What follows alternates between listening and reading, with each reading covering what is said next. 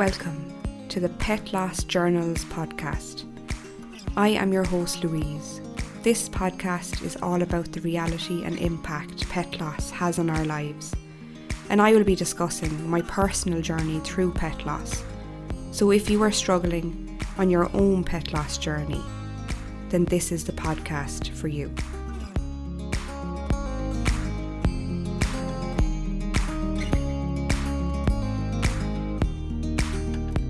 Welcome to episode 32, and this week I'm going to be sharing a journal entry which is a little bit about Christmas actually, so it's coming close to Christmas. This journal entry is from the 16th of November 2021, so nearly a month till Christmas. I'm going to jump right in and share that journal entry with you and read it now. Christmas certainly is not my favourite time of year, but I just deal with it. I'm excited to do Christmas Day on my own, remembering the dogs, doing all the things that I want to do. Maybe go to the beach, a walk, have a nice long bath, read, relax, have a glass of wine. Because I know I'll be with Steve for all of the other Christmases in the future, I would hope. This is just going to be a Louise Christmas Day.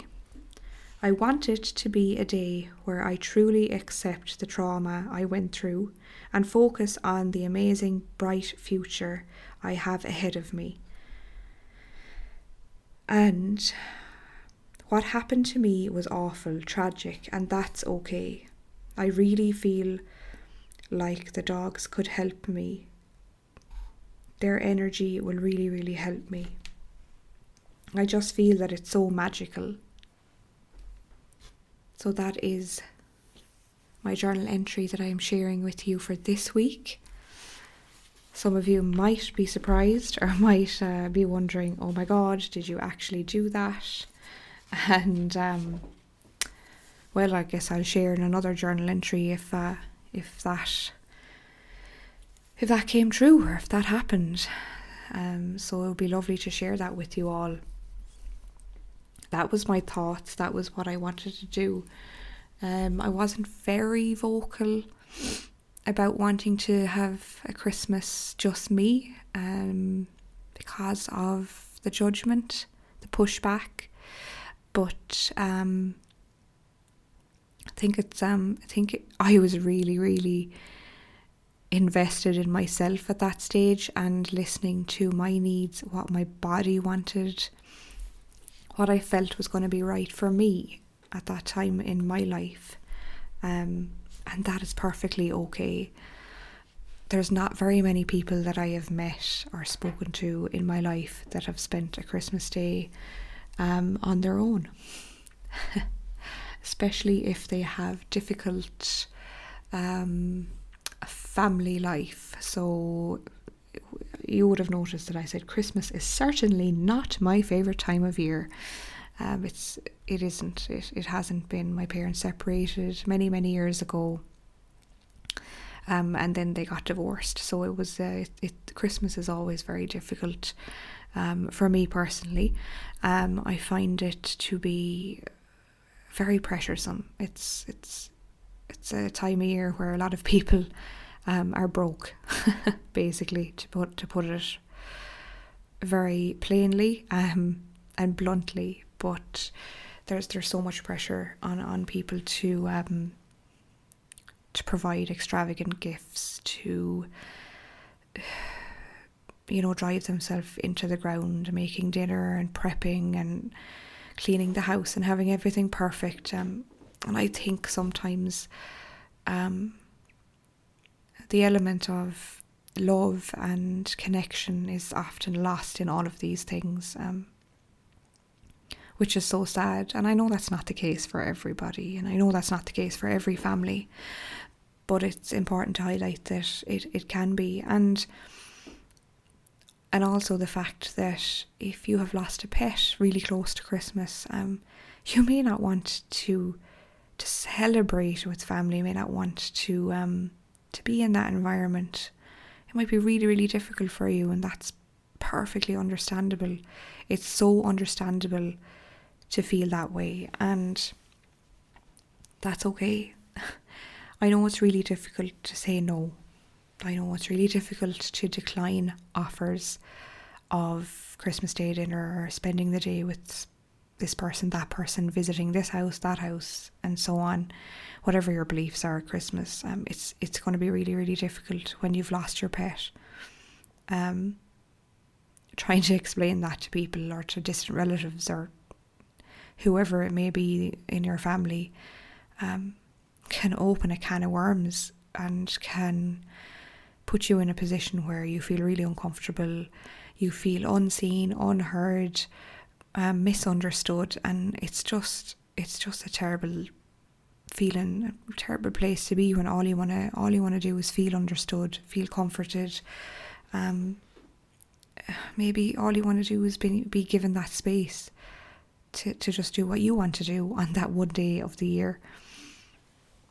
It's kind of like, for me, it's always kind of been a sacrifice what you want, Louise, for that one day of the year, and just put up with it and deal with it and get through the day.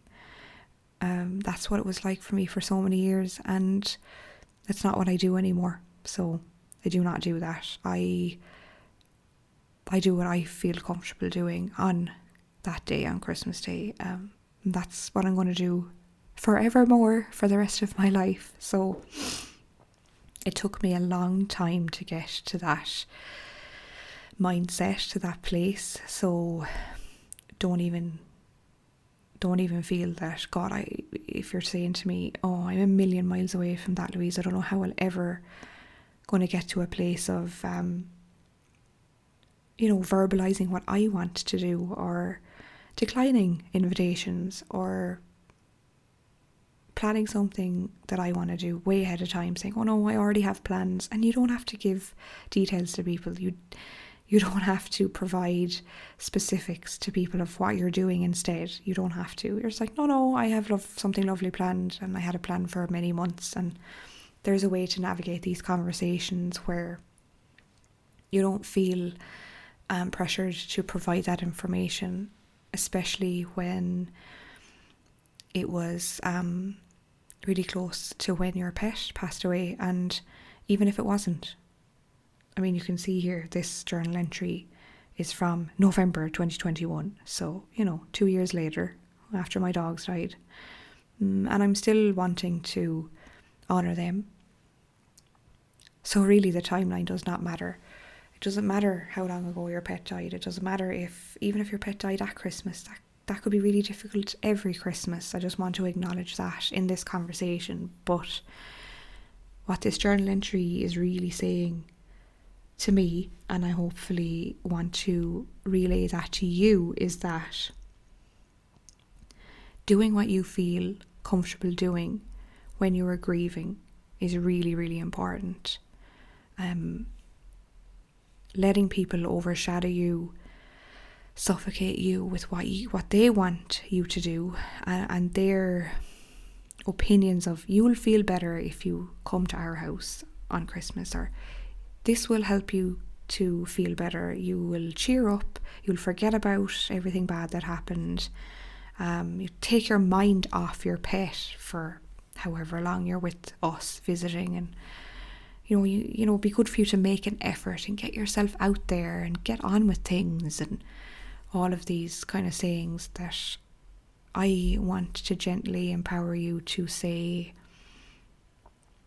you know what, I don't have to do that. I feel more comfortable doing this. Or you don't even have to give an answer. If somebody asks you then and there, invites you and asks you to come to wherever for Christmas, I say, okay, well, I'll think about it, I'll get back to you. That's a really, really good boundaried response, is what I would kind of say.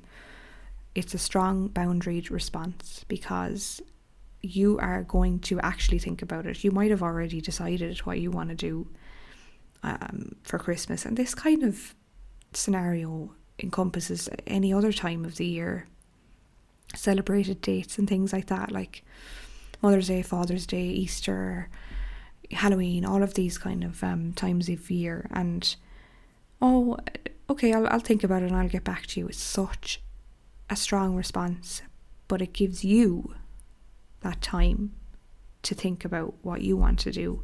Even if you do know what you want to do, it still gives you that time to then, in time, to decline that invitation if that's what you want to do, or if you wanted to accept it. It's what you need to give yourself that time to kind of think, what do I feel comfortable doing? Because I want to highlight as well that different times of the week, the day, the month, you might be feeling joyful, happy, content, and then other times the grief will just hit you like a ton of bricks, and you'll be on that roller coaster and you have no control of your emotions. You're experiencing a lot of physical responses to the grief that's coming up for you. There is no way to control what time of the week, month, day, whatever that this happens. So it's going to be really difficult for you to give an exact answer to somebody's invite. But at the same time, I would encourage you to really listen in, check in with yourself, check in with your body, and see what feels right for me. You'll always feel that uncomfortable feeling inside when somebody says, come to our house, you'll feel better, it'll be great, it'll take your mind off everything. And if you're feeling that uncomfortable feeling, it could be in your stomach, it could be in your chest, I don't know, it could resonate in different parts of your body. But if you listen really, really closely to how you're feeling right after they ask you that, or they give you that invite, if you listen really closely and kind of ask yourself inside, like an inner question, how did that feel, and is my body tensing up? Is there anxiety building right after that question was asked to me? What do I need right now in this situation? I need to put a strong boundary in. Do I need to decline straight away? Do I need to say I need to think about it? That kind of thing. Just to that split pause. I know the conversation might be still rolling, might be still happening, but having that little pause to check in with you and kind of ask your inner self, like, what do I really want here? Do I want to go ahead and say yes, or do I really want some time to think about this, to sit on this? Or is my body saying no, don't go there? You'll know, like, just that little pause to see how you're feeling, to check in. And even if it's, you're buying yourself some time, if you're saying, oh yeah, I'll get back to you, I'll think about it, you're buying yourself some time to then check in with yourself properly when you're home, when you're in a safe place, when you feel more comfortable. So I hope that makes a little bit of sense to you.